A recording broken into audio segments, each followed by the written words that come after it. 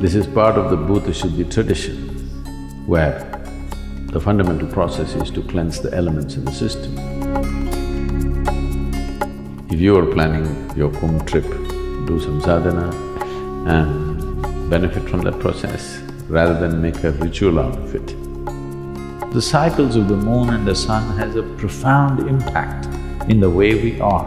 Celebrating this and finding ways to go beyond this is what Kumbh is.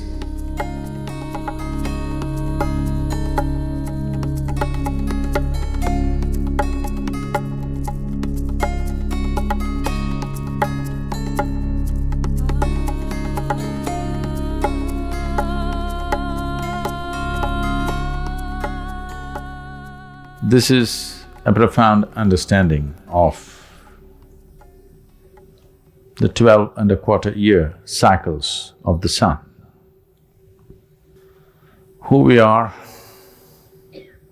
the way we are, why we got shaped like this, is fundamentally because of the various forces that function upon us.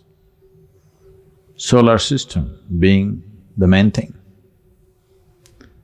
In a way, the solar system is functioning like a potter's wheel. It functions like the potter's wheel and while you the pot, somebody wants to empty their pot.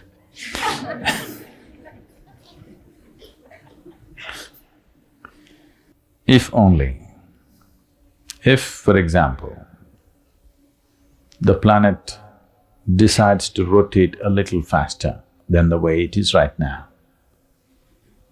all organisms on this planet will have to go through a dramatic change in the way they are. Probably the presently existing organisms, including us, would not survive a 2 times speed of rotation. We are like this because we are a product of this system. Understanding the power of these cycles upon the human system, they identified places and situations which would be of maximum benefit to human well-being. So particularly they chose places where there is confluence of rivers, because where 2 rivers meet, there is a non-stop force. And our bodies of the 5 elements dominated by water. Over 72% of our body is water. So if you are in a place where there are churning waters at certain times, considering the latitude and at that time of the year or at that time of these 12-year cycles, the relationship between the planet and the sun, it creates a powerful situation where one can transform themselves.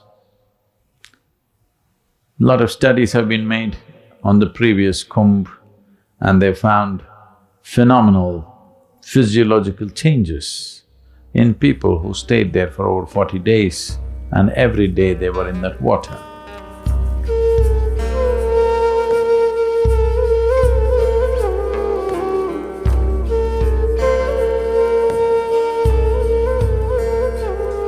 A Kumbh Mela is supposed to be for 48 days. That is, people should stay there for 48 days, every day in the river along with that sadhana. This is part of the bhutas tradition, where the fundamental process is to cleanse the elements in the system, and water being a major part of it. Water is considered very important for health, well-being, prosperity, whatever we are seeking in our lives. So these 48 days has particular specific sadhanas where people stayed there and went through this process and came out fully transformed because they made use of the natural forces to transform the quality of oneself, not just physiologically, even spiritually. But today people are going just one quick dip and out, that's a different game. There may be some benefit, we don't know, but it's too brief. When I watch people, they just in and out in 3 minutes. That is too brief to have any kind of major impact except maybe an emotional involvement. I know you can't take off, maybe right now make up your mind in 48 days, but if you are planning your Kumbh trip, at least plan minimum 3 to 7 days, so that you are there, do some sadhana and benefit from that process, rather than make a ritual out of it. It is not a ritual, it's a scientific process. It's just that science has been lost and practice has been carried on. That's all that's happened. It's time to put back the science, because only then we will benefit. It's time we approach these things with little more understanding and meaning to it, so that one can really benefit rather than simply making a ritual out of it.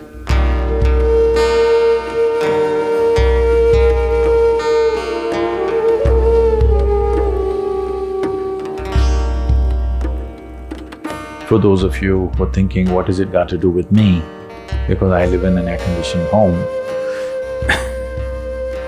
well, to put it in a very fundamental way, if our mothers' bodies were not in sync with the cycles of the moon, we wouldn't be born. Yes, we wouldn't be born. So the cycles of the moon and the sun has a profound impact in the way we are. Acknowledging this, celebrating this, and finding ways to go beyond this is what Kumbh is what yoga is in many ways, to break the cycles of life. When I say cycles, anything that's cyclical is bound to be repetitive. If something is repetitive, that means it's not getting anywhere. This most people realize when they're close to their deathbed, that when they look back and see what looked like great things when they were doing it, when they look back and see, it doesn't mean a thing. Those who look back and see are those who die and regret. But if you look ahead and see what you may do tomorrow, what you are very passionately waiting to do tomorrow, actually doesn't mean a thing, then you would look at life much more profoundly. The problem is not passion, the problem is not involvement, the problem is entanglement. The nature of entanglement is always cyclical. So these cycles are determining everything about the human being. If you're living in a physically, mentally very healthy state, your system will go through 12.25-year cycles. Just for example, if it falls to a 6-year cycle, that means you may still be successful in the world, but you will not know any peace or joy in your life, you're always… If it falls to 3-year cycles, you will have a hard time with the world around you and yourself. If you fall into 18-month cycles, you're on antidepressants. If you fall into 9 months, 3 months, 6-month cycles, you're in serious conditions of mental and physiological struggles. Now, the Kumbh comes from this understanding that you're trying to regularize your cycle to a 12-year cycle. If you carefully observe your life, the psychological situations, emotional situations, and also life situations, you will see a certain pattern to the cycles. If you look, you don't have to share this with anybody, this is not a confession. If you sit down and write down different things that have happened in your life, you will see a certain pattern. If it is falling into a 12-year cycle, you're in a reasonably good place. Health and being peaceful is not an issue. Now it's time to work for freedom. time to work for mukti, that's what it means.